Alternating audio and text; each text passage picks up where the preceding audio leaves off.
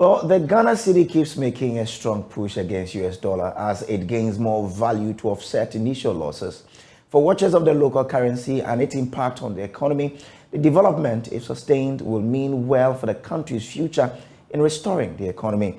It is the reason they would recommend concrete and drastic measures by government halt the free fall of the cedi even after the Christmas break. Dr. Priscilla Chum is one of such economists imploring government to be proactive in protecting the Ghana cedi, given the inroads it has made in the last couple of weeks. She spoke on the AM show.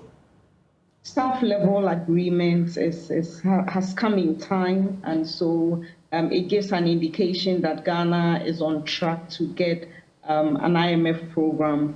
But when you read the statement, you know that with staff level agreements, they would come here and look through the books, consult all stakeholders, and find out whether Ghana is on a good path in terms of particularly our debt levels have to be sustainable.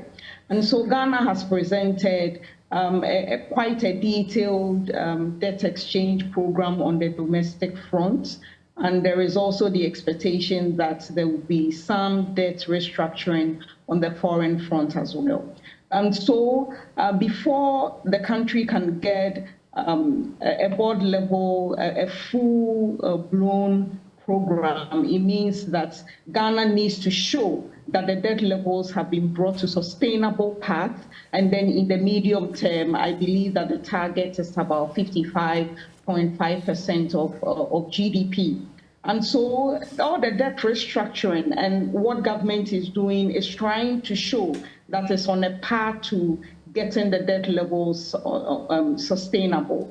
But the condition really is that government is facing a lot of pushback on the domestic front, particularly when you look at issues and statements that labor unions have issued out there, the threats for strike action. There's a lot of pushback. And it comes back to the fact that probably the consultations did not go on well before the announcement of these programs.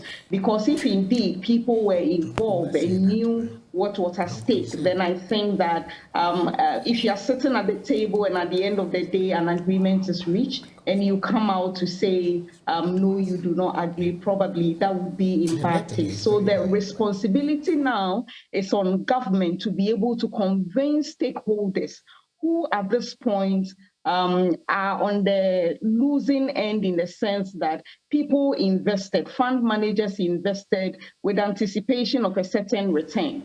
Now, implicitly, they are having to take reduced values in terms of the proposals for the debt restructuring.